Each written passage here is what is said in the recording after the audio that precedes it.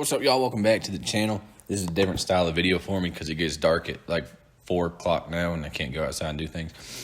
Anyway, this is what happened to my 2008 Silverado. I made a fair amount of videos on it on this channel, kind of tapered off. But the last video I have, Flowmaster Super 44, and then I kind of went AWOL. So, Flowmaster Super 44 went on that truck. I took the side trim off the doors because it was peeling and all nasty and stuff. You know, eraser wheel polish, all that stuff. I put a K&N 77 series cold air intake onto it, and then it started overheating. So since I owned the truck, when I bought the truck, new to me, it had 98,000 miles on it. I kind of overlooked the fact that it had a trailer brake controller and a 2-inch receiver hitch on the back, because those LS, it was an LS 4.8 liter, those LS trucks don't come, as far as I know, with the receiver hitch on it. So that was aftermarket, and the trailer brake controller means he was towing pretty heavy. I think the max tow rating on that thing isn't very high, like at all. So whoever owned it before, I'm pretty sure used it to tow a lot of stuff, which isn't good.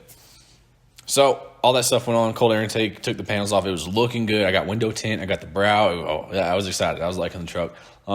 Transmission started running about 220 just on the highway, which isn't overheating, but it's warm for not having any load. Keep in mind it is a 4L60, so say what you will about those. 4L60. You suck, you jackass. Why don't you shut the hell up? But then the engine started getting hot. So if you don't know Colorado, the highway that runs across east to west is called Interstate 70, and obviously from Denver up to the mountains, it's very up and down, 9 to 11% grade at some point, 11,000 feet.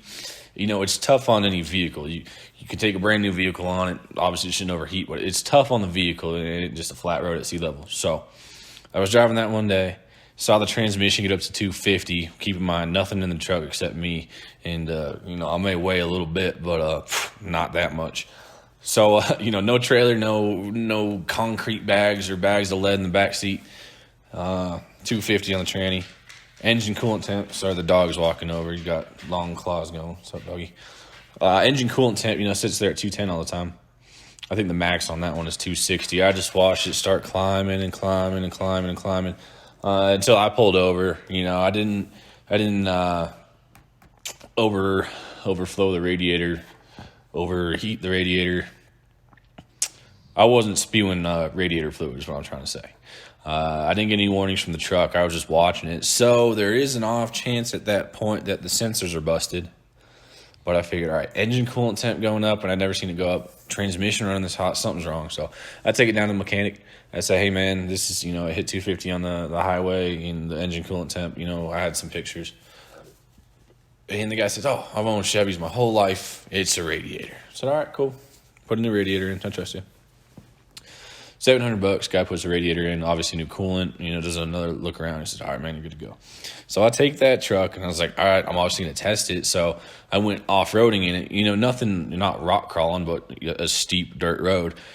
Transmission temp, 240. Engine coolant temp starts going above the 210. So, I turn around, take it back, say, hey, man. You suck, you jackass. Truck ends up being in the shop for about a week, and the guy calls me, hey, man, got good news, bad news for you. Good news, found it out. Bad news, head gasket. So if you don't know anything about motors, engines, anything like that, cars, head gasket is a pretty serious engine issue. Basically, you have the block of the engine, excuse me, and then you have the aluminum heads, in this case, on this engine. It's a V8, so there's two heads that go on the block. And pretty much the head gasket is the seal between the block of the engine and the heads of the engine. And inside there, they make up, on that engine specifically, it's a push rod. So it makes up the combustion chamber, camshafts down there at the bottom, all this stuff. And when you have a blown head gasket, it pretty much means that the combustion chamber isn't sealing properly, or, things are leaking in and out of it. So you can get coolant in the combustion chamber, you can get oil in the combustion chamber, and you can get exhaust in your coolant and exhaust in your oil. The truck can burn oil, it can burn coolant, and then turn it overheats. So in this specific motor, it's an iron block and aluminum heads. So you have two different metals, so they're going to get different temperatures. They're going to do weird things.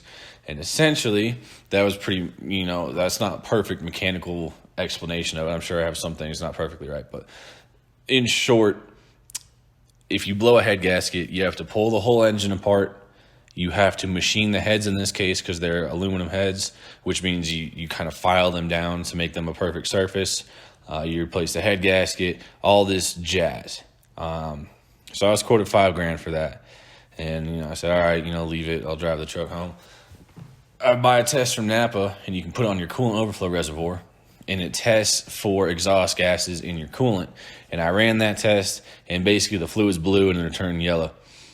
If there is exhaust gas in your coolant, ran it, turned yellow, ran it again, turned yellow, ran it the next day, it turned yellow. So the guy wasn't lying. The head gasket was leaking, and inevitably a leaking head gasket will lead to a blown head gasket, and a fully blown head gasket pretty much just means the engine, it needs to be rebuilt or you need a new one. So I sat there, 2008 truck, called Chevy, $9,000 for a new motor, thought about that, figured, well, that overheating issue is independent of the transmission issue, so I would have to get the transmission, torn down, rebuilt, or get a new one. $13,000 for a new motor and transmission. All right, then you have a new truck. At that point, what else can go wrong? You have all the electrical stuff in it. You have rust, perhaps. I mean, it's Colorado. It's not a huge issue, but, could happen. You got rust, front differential, rear differential, other things, transfer case, all this other stuff could go out on the truck. So I figured, all right, it's time to get a new one. I went down to the Chevy dealership figuring, I'll tell them I want to trade the vehicle and they're going to take it back into the garage and run tests on it. They'll probably find out. The guy comes out, says, hey, nice looking truck. I said, appreciate it. He's like, can you start it up? Start it up. I'll be right back. 5 minutes later, I'll give you $11,000 for it. So obviously it was a net loss. I put 14,000 miles on it, I think, around 12 or 14,000 miles on it. I put a lot of money into it. I put tires, wheels, suspension, exhaust, front end rebuild, ball joints, control arms, all that stuff, radiator. I was probably all in around $26,000 on that truck. Maybe a little bit less. We'll call it 24. So less than half, but still more than $5,000. So obviously I took it. And that's the story of the '08 Silverado. I bought it. It was the first truck I looked at when I was looking at trucks. I kind of just impromptu took it. I overlooked a lot of things about it. The fact that it was the 4.8, the fact that it had the trailering stuff on it. It seemed like it was made for towing, or not made for towing, but used for towing. Put all the stuff on it, put the rims on it, then I put the tires on it, then the leveling kit, then the front end rebuild, then the exhaust, took the trim off, tinted the windows. I was liking it. I love that truck. I really did love that truck, and it was really hard for me to let it go. It started getting hot, put a radiator in it, kept getting hot, head gasket, and that's pretty much game over. Yeah. So Chevy dealership, pull up. When I pulled up, obviously I was not looking to spend as much as I did on my truck now. I was looking to finance about 20, so that put me with the $11,000. I was anticipating 5, so I was really in the $25,000 to $30,000 range, total. With the $11,000 and 20 finance, that put me at 30. So I was looking around the $30,000 price point. My truck now was parked up in their star position in the front, and obviously it's the first thing I saw when I pulled in. I was like, oh wow, that's a nice looking truck. Looked at it, 25,000 miles on it, 2019 new body style. I think they were asking like 45 for it. So it was one of those things like, oh, sure would be nice. Like I would take that one, but I can't afford it. Kept looking around. 3 days later. Actually, the first day I asked about that black truck, like, yeah, someone's coming to drive it. They're probably going to take it. So I was like, all right, that's good. So I'm not tempted. 3 days later, it was still there. They said the guy decided not to buy it. And here we are now.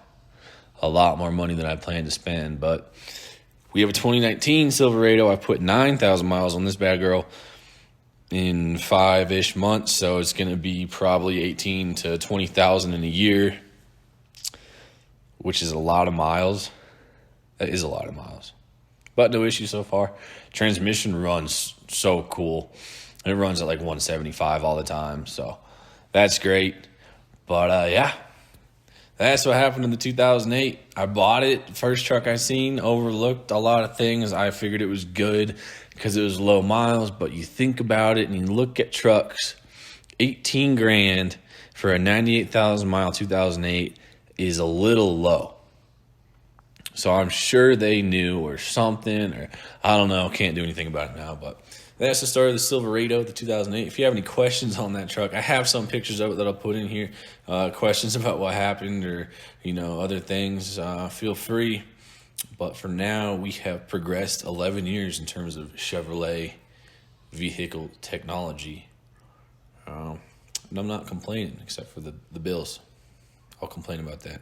Anyway, thanks for watching this video. Hopefully I can figure out how to make these pictures and things work. But we'll catch you on the next one.